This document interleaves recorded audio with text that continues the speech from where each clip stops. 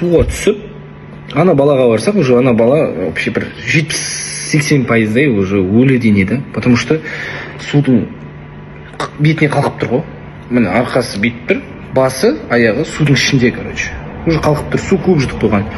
Айналдырсақ, ерні бәрі көк күмбек, аузынан көпірік шығып кеткен ғой. Болды, бала уже вообще жүректе соқпайды, қозғалмайды вообще. Қатты ойын болып кетті. Бірінші ойым өлік ұстап тұрмын ба деп ойладым.